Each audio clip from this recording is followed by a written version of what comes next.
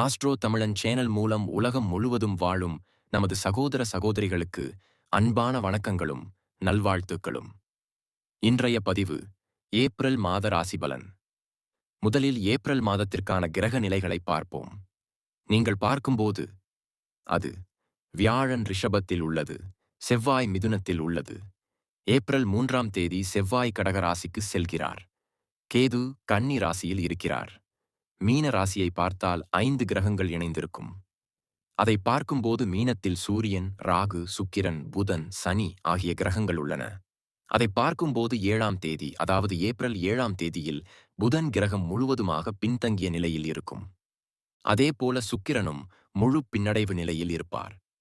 April 13ஆம் தேதி சூரியனின் பெயர்ச்சி ஏப்ரல் மாதத்தில் இருக்கும். 14ஆம் தேதி மீனம் ராசியில் இருந்து மேஷ ராசிக்கு மாறுகிறார். ஆக இந்த கிரக அமைப்புகளால் இந்த ஏப்ரல் மாதம் என்ன மாதிரியான பலன்களை தரும், என்ன சாதகம், என்னென்ன செய்யலாம், என்ன செய்யக்கூடாது, என்ன மாதிரியான வழிபாடுகள் இந்த ஏப்ரல் மாதத்திற்கு ஏற்றது, இந்த பதிவில் நமது விவரங்களை பார்க்கப் போகிறோம். அதற்கு முன் நீங்கள் எங்கள் சேனலை முதன்முறையாக பார்க்கிறீர்கள் என்றால் மறக்காமல் சப்ஸ்கிரைப் பண்ணுங்க. கன்னி ராசி அன்பர்களே, இந்த ஏப்ரல் மாதம் என்ன மாதிரியான பலன்களைத் தரும் என்று பார்க்கும்போது, உங்கள் ராசிக்கு அதிபதி ராகுவுடன் நீச்சமும் இந்த நீச்சம் நிலையில் இருப்பார். அப்போது எதிலும் நிதானம் அவசியம். ஆனால் இந்த 5 கிரகங்கள் இணைந்து உங்கள் ராசியை பார்க்கின்றன. இது ஒரு நல்ல நிலை ஒன்று. 5, 9ஆம் அதிபதிகளான புதன், சனி, சுக்கிரன் மற்றும் ராசியை இணைந்து பார்ப்பது நல்ல யோகமாகும். 9 மற்றும் 10ஆம் அதிபதிகள், தர்ம மற்றும் கர்ம அதிபதிகள் யோகத்துடன் கூடிய ராசியை பார்ப்பது அது இருக்கும். இந்த கன்னி ராசிக்கு சாதகமான மாதம். நீங்கள் செய்ய நினைக்கும் காரியங்கள் தொட்டது துலங்கும். எடுத்த காரியங்கள் மற்றும் காரியங்களில் நல்லவை நடக்கும். எடுக்கப்படும் விஷயங்கள் வெற்றி பெறும். குழந்தைகளின் நன்மைகள். பலன்கள்: வெளிநாடு செல்லும் பாக்கியம், செல்வத்தில் சிறப்பு. 7 மற்றும் 9இல் இருப்பவர் வியாழன் மற்றும் சுக்கிரன் பரிமாற்றம் இருக்கும்போது நல்ல அமைப்பாக இருங்கள். இவை அனைத்தும் சிறப்பு. கன்னி ராசி அன்பர்களுக்கு இந்த ஏப்ரல் மாதம் நல்ல மாதமாகும். உங்கள் ராசிக்கு ராகுவுடன் இணைந்திருப்பதால் கொஞ்சம் நிதானம் அவசியம் என்பதை நினைவில் கொள்ளுங்கள். நாகப்பாம்பு விஷம் என்று நான் ஏன் சொல்கிறேன்? அப்புறம் என்ன நடக்கும்? தெரியாமலேயே ஏதோ அளவுக்கு அதிகமாக ஒரு மகத்துவம், ஒரு ஆசை மாறிவிடும். கொஞ்சம் ஜாக்கிரதையாக இருங்கள். இப்போது சில புதிய விஷயங்களை செய்வது இது சரியா தவறா? அது ஒரு முடிவை எடுத்து முடிவெடுப்பது நல்லது என்பதை நினைவில் கொள்ளுங்கள். 2ஆம் அதிபதியான சுக்கிரன் மிகவும் வலிமையானவர். 2ம் 9ம் சேர்ந்தவன். செல்வத்தை தரக்கூடிய சுக்கிரன் மிகவும் வலிமையானவர். உட்கார்ந்து அந்த சுக்கிரன் யாருடன் இருக்கிறார்? உங்கள் ராசி அதிபதி, 5இன் அதிபதி, பழைய சுபஸ்தானம். பிறகு 1, 5, 9 என ஒரு இணைப்பு உருவாகிறது. பிறகு என்ன நடக்கப் போகிறது? இயற்கை கொடுத்த கொடையின் அடிப்படையில் உங்கள் ஆதாயங்கள் உங்களை சேரும். அதாவது உங்கள் செல்வத்தை பெருக்கும் வாய்ப்புகள் இந்த காலகட்டத்தில் உருவாக்கப்பட்டது. அப்போது பொருளாதாரம் நன்றாக இருக்கும். உங்கள் படிப்பு நன்றாக இருக்கும். உங்கள் சபதங்கள் பலனளிக்கும். ஆனால் எந்த வகையான சபதங்கள் பலனளிக்கின்றன? ஆனால் இங்கு ராகு இருப்பதால் சபதம் செய்யும் போது கொஞ்சம் யோசிக்க வேண்டும். நீங்கள் சிக்கலில் சிக்கினால் உங்களுக்கு ஏதாவது நல்லது நடக்கும் என்றால், நல்லதே நடக்கும் என்று நினைத்து நீங்கள் எதையாவது செய்கிறீர்கள். அதற்கு என்ன மாதிரியான எதிர்வினை இருக்கும்? அதை மனதில் வையுங்கள். 3ஆம் இடத்தை குரு பார்க்கிறார். இது ஒரு நல்ல அமைப்பு. முயற்சி, தைரியம், வீரியம். 3ஆவது இடம் குருவால் பார்க்கப்பட்டது. புகழ். அத்தகைய இடத்தை குரு பார்க்கிறார். இதுவரை சனி தைரியத்தை குறைத்துள்ளார். முயற்சி, மன விஷயங்களில் சில சிந்தனைகள். இப்போது சொன்னதெல்லாம் தடைகளை கொடுத்தது என்று சொன்னால், வியாழன் என்ற நன்மை தரும் கிரகம் 3ஆம் இடத்தில் இருக்கும். அந்த 3ஆம் அதிபதி 11ஆம் வீட்டில் இருக்கும்போது அது லாப வீடாகும். பயணங்களால் அனுகூலங்களை பெறுவீர்கள். அதே சமயம் என்று பார்த்தால், ரியல் எஸ்டேட் துறையில் இருக்கும் இந்த கன்னி ராசிக்காரர்களுக்கு திடீர் வாய்ப்புகள் கிடைக்கும். சில வகையான பதிவு செய்யக்கூடிய ஒரு அமைப்பாகும். ஆனால் இதுபோன்ற ஆவணத்தை பதிவு செய்யும்போது இந்த ஆவணத்திற்கு பாதகமான கிரகமான ராகுவுடன் புதன் இணைந்திருப்பதால் ஏதாவது விளக்கம் இருக்கிறதா என்று பார்க்கவும். அப்படி கண்டால் கையொப்பமிட்டு மனதில் பதிய வைக்க வேண்டும். வீடு வாங்கும் அதிர்ஷ்டம் உண்டா என்றால், 4ஆம் வீட்டில் சனி எப்படி இருக்கிறது என்று கேட்டீர்கள். இந்த கன்னி ராசிக்காரர்களுக்கு இதை பாருங்கள். ஏப்ரல் மாதத்திற்கு பிறகு புதிய வீட்டை வாங்குவதா அல்லது பழைய வீட்டை வாங்குவதா என்ற குழப்பத்தில் இருப்பீர்கள். நீங்கள் என்றால், இவ்வளவு பட்ஜெட் வாங்க அதை என்ன செய்ய முடியும்? நீங்கள் என்ன வாங்க முடியும்? அத்தகைய எண்ணங்களைக் கொடுங்கள். அத்தகைய வலிமையை வாங்குங்கள். அத்தகைய வலிமையைக் கொடுங்கள். அத்தகைய உறுதியைக் கொடுங்கள். சனியை பார்ப்பதால், சனி கிரகம் 7வது வீட்டில் இருந்து 4வது வீட்டை பார்ப்பது. அதன் 10ஆம் அம்சத்தில் வாகனம் என்று சொல்லக்கூடிய நல்ல வீடு. எனவே பழைய வீட்டை வாங்கி, அதை மாற்றி புதிய வீடாக மாற்றுவீர்கள். அது உங்களுக்கு நிறைய சிந்தனைகளைத் தரும். அதேபோல் புதிய வாகனம் வாங்குவதா அல்லது பழைய வாகனம் வாங்குவதா? அந்த கோணத்தில் ஆராயும் போது அதை அதிகம் பயன்படுத்துவீர்கள். பிறகு பழைய வாகனங்களை வாங்கி ஓரிரு வருடங்கள் பயன்படுத்துங்கள். அதன் பிறகு நமது பொருளாதாரச் செழுமைக்குப் பிறகு நாம் ஒரு நல்ல பெரிய அல்லது நல்ல சொகுசு காரை வாங்கலாம். இந்த கன்னிராசி அன்பர்களுக்கு குழந்தைகள் நலன் தொடர்பான விஷயங்கள் எப்படி இருக்கும்? திருப்திகரமாக இருக்கும் 5ஆம் வீடு இதுவரை 6ஆம் இடத்தில் இருந்து இப்போது 7ஆம் இடத்திற்கு மாறுகிறது. 5வது வீடு எது? பழைய வீடு சுபம். 5ஆம் வீடு காதல் வீடு. குழந்தை வீடு நன்றாக இருக்கும்.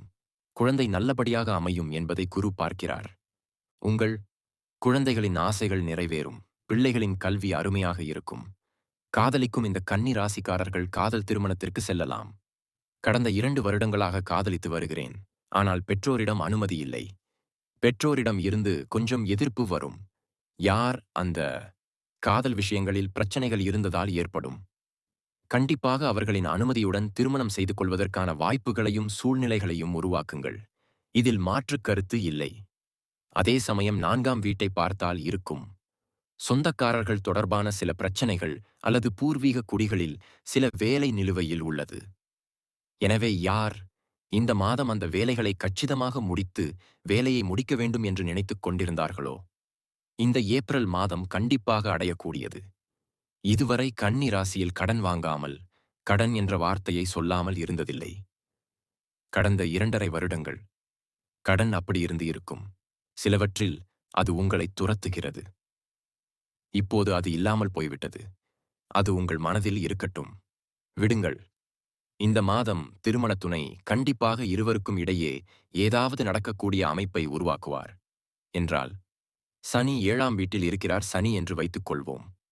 பின்னர் திருமணமான தம்பதிகள் ஒரு நல்லிணக்கத்தை ஏற்படுத்த வேண்டும். பெயர் தெரியாத உணர்வு. பின்னர் 7வது வீடு ஒரு இடம். திருமணமானவர்களுக்கு சனி சற்று கசப்பை தரக்கூடியது.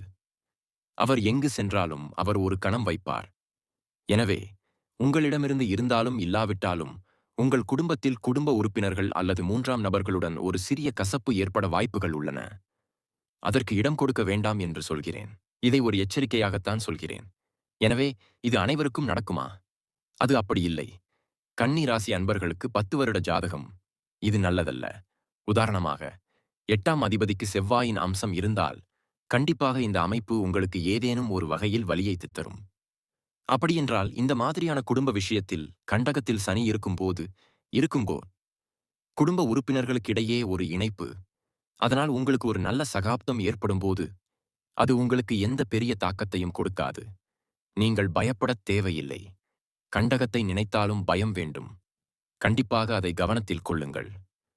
8ஆம் அதிபதியான செவ்வாய் லாபஸ்தானமான 11ஆம் வீட்டில் அமர்ந்திருக்கிறார். 8ஆம் வீட்டைச் சேர்ந்தவன் 11ஆம் வீட்டிற்குச் செல்லும்போது திடீரென்று உங்களுக்கு அதிர்ஷ்டத்தை தரும். அதே சமயம் 12ஆம் அதிபதியான சூரியன் ஏப்ரல் 14ஆம் தேதி 8ஆம் வீட்டிற்கு வந்து உச்சத்தில் இருக்கும். 12ஆம் வீட்டில் இருப்பவர் உச்சத்தில் இருக்கும்போது வீட்டில் கெட்டவர் என்ன?